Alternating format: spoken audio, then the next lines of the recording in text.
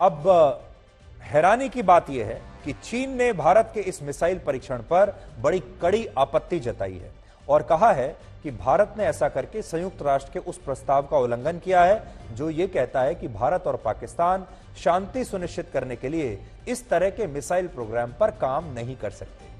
विडंबना देखिए कि चीन भारत को लेकर यह बात तब कह रहा है जब उसके पास खुद ऐसी मिसाइल्स हैं जिनकी मारक क्षमता 12,000 से 15,000 किलोमीटर के बीच है। इसके अलावा पाकिस्तान की शाहीन 2 मिसाइल की रेंज भी 2,500 किलोमीटर है, जबकि भारत की अग्नि 5 मिसाइल 5,500 किलोमीटर तक दुश्मन के टारगेट को भेद सकती है। इस मिसाइल की सबसे बड़ी खासियत यह है कि इसे दिल्ली के किसी रेलवे स्टेशन से भी लॉन्च किया जा सकता है और इसे किसी हाईवे से भी दुश्मन देश पर दागा जा सकता है। यानी ये पूरी तरह से एक मोबाइल मिसाइल है और इसे एक मोबाइल लॉन्चर के जरिए कहीं से भी आप लॉन्च कर सकते हैं। इसके अलावा यह मिसाइल एक खास तरह की टेक्नोलॉजी से लैस है जो मिसाइल के ट्रांसपोर्टेशन में काम आती है। सबसे बड़ी बात यह कि इस मिसाइल के ऊपर आप 1.5 टन के वजन वाले परमाणु हथियार फिट कर सकते हैं। 1.5 टन का परमाणु हथियार यह ले जा सकती है और इससे एक बार में कई लक्ष्यों को नष्ट किया जा सकता है। बहुत ही खतरनाक मिसाइल है ये। इसके लिए इसमें एक विशेष टेक्नोलॉजी का इस्तेमाल किया गया है जिसके तहत इसमें एक ही बार में कई परमाणु हथियार ले जाने की क्षमता विकसित की गई है और इन हथियारों से अलग अलग लक्ष्यों को भेदा जा सकता है। इसके अलावा इस मिसाइल की सबसे बड़ी ताकत है इसकी गति यानी इसकी स्पीड। ये 29,000 किलोमीटर प्रति घंटा की रफ्तार से दुश्मन के किसी भी लक्ष्य को नष्ट कर सकती है। 29,000 किलोमीटर प्रति घंटा की इसकी रफ्तार है। भारत ने वर्ष 1980 के बाद अग्नि सीरीज की मिसाइल्स पर काम करना शुरू किया था और अब तक हमारा देश इस सीरीज की 5 अलग अलग मिसाइल्स बना चुका है। इनमें अग्नि 1 मिसाइल का पहला सफल परीक्षण 1989 में हुआ जिसकी मारक क्षमता है 700 किलोमीटर।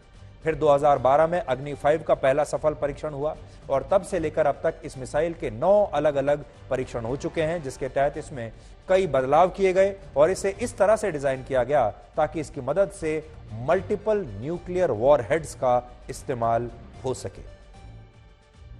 अब नोट करने वाली बात यह है कि इस मिसाइल को भारत में ही डीआरडीओ के उन वैज्ञानिकों द्वारा विकसित किया गया है जिनकी तस्वीरें और जिनके इंटरव्यूज कभी अखबारों में नहीं छपते, जो कभी सोशल मीडिया पर कोई पोस्ट नहीं करते, ट्वीट नहीं करते। अगर मैं आज आपसे पूछूं कि क्या आप जानते हैं कि अग्नि 5 को विकसित करने वाले वैज्ञानिक या वैज्ञानिकों की टीम कौन सी है, क्या आप उन वैज्ञानिकों के नाम जानते हैं?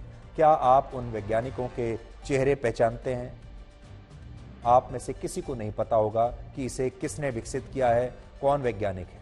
और ये वो वैज्ञानिक हैं जो सोशल मीडिया पर आपको कभी दिखाई नहीं देंगे, टीवी पर नहीं मिलेंगे, अखबारों में नहीं मिलेंगे, जो अपने देश को इतनी बड़ी सफलता दिलाने के बावजूद कभी भी अपनी तारीफों के पुल नहीं बांधते।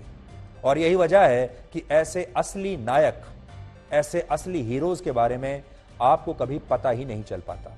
हमारे देश का ये बहुत बड़ा दुर्भाग्य है कि हमारे देश के लोग एक्टर्स को और क्रिकेट खेलने वाले लोगों को ही अपना असली नायक समझने लगते हैं, जबकि सच ये है कि एक एक्टर सिर्फ पैसे के लिए एक्टिंग करता है या फिर आपके मनोरंजन के लिए करता है, देश सेवा के लिए नहीं करता। इसी तरह से जो हमारे क्रिकेटर्स आजकल होते जा रहे हैं, जैसे मैं सबकी बात तो नहीं कर रहा, एक्टर्स भी सारे ऐसे नहीं हैं, लेकिन बहुत सारे एक्टर्स आप जानते हैं सिर्फ पैसा कमाना चाहते हैं। क्रिकेटर्स भी मैं कहूंगा सारे तो नहीं हैं, लेकिन बहुत सारे क्रिकेटर्स अब ऐसे ही होते जा रहे हैं जिनका ध्यान सिर्फ विज्ञापनों पर और पैसे पर है। और आईपीएल में जो खेल आप देखते हैं वो खेल असल में सिर्फ एक बिजनेस है और आपको एंटरटेन करने के लिए है। इसलिए ये हमारे असली नायक कभी नहीं हो सकते। आपको ये गलतफहमी कभी नहीं होनी चाहिए।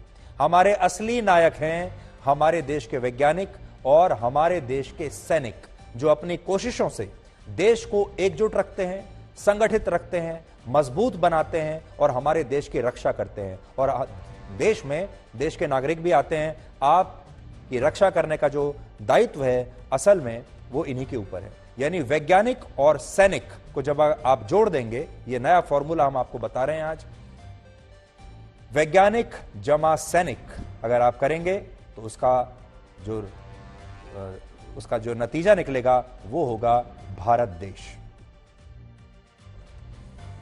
ये मिसाइल अगर हम कंप्लीटली साउथ से फायर करें, त्रिवेंद्रम से भी फायर करें, तो पूरे चाइना को कवर करता है, क्योंकि त्रिवेंद्रम से बीजिंग की रेंज है तकरीबन 3700 किलोमीटर और शंघाई की तकरीबन 3750 किलोमीटर।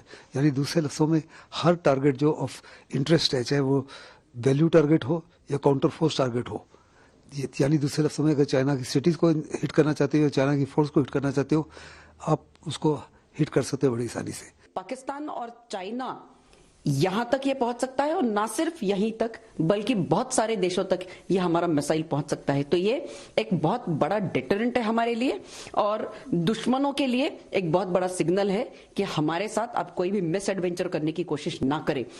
चीन तो इतना ही पहले से डर गया था कि चीन ने तो इंडियन ओशन में पहले से ही अपने नेवल शिप्स को भेज दिया था। इसके पहले कि भारत टेस्ट करे, उसके पहले से इनके ये जो नेवल शिप्स है वो गश्त लगा रहे थे उनके ओशंस का। तो इस प्रकार का जो डेटरेंस है वो होना चाहिए।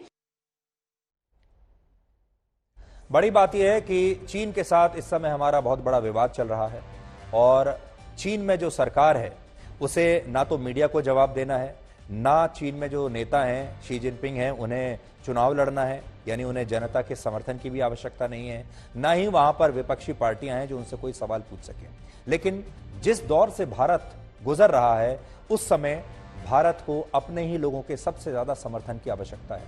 हम समर्थन के लिए जाते हैं दूसरे देशों के पास, हम देखते हैं कि अमेरिका ने हमें समर्थन कर दिया, हम देखते हैं फ्रांस ने हमें समर्थन दे दिया, दुनिया के और जो बड़े बड़े देश हैं, व्लादिमीर पुतिन ने प्रधानमंत्री मोदी से आज ही फोन पर बात कर ली, और हम सोचते हैं ये हमारी बहुत बड़ी उपलब्धि है कि आज रशिया हमारे साथ खड़ा है, हमारे साथ अमेरिका खड़ा है, हमारे साथ फ्रांस खड़ा हुआ है। और अगर चीन से हमारा कभी कोई झगड़ा हो भी गया, कोई युद्ध छिड़ गया, तो ये देश शायद पक्का नहीं कह सकते हमारी मदद करेंगे, ये भी नहीं कह सकते कि किस हद तक मदद करेंगे, सिर्फ बयानबाजी ही करते रहेंगे या कोई और मदद भी देंगे। अब ऐसे में किसी भी देश के लिए सबसे महत्वपूर्ण क्या है? उस देश के लिए महत्वपूर्ण यह है कि क्या उस देश के अंदर उस देश के नागरिक, उस देश में रहने वाले लोग एकजुटता से अपने देश के साथ हैं? क्या पूरी एकजुटता के साथ अपने देश की सेना के साथ हैं? क्या अपने देश के वैज्ञानिकों के साथ हैं? क्या उन्होंने ये प्रण लिया है कि अब हम अपने दुश्मनों को लेकर, जहां तक चीन की बात है, पाकिस्तान की बात है, वहां पर हमारे बीच में कोई मतभेद नहीं होगा, हम सब मिलकर पूरी शक्ति के साथ इन दुश्मन देशों के साथ लड़ेंगे और अपनी सेना का मनोबल बढ़ाएंगे, मजबूत करेंगे? क्या भारत में ऐसा हो सकता है?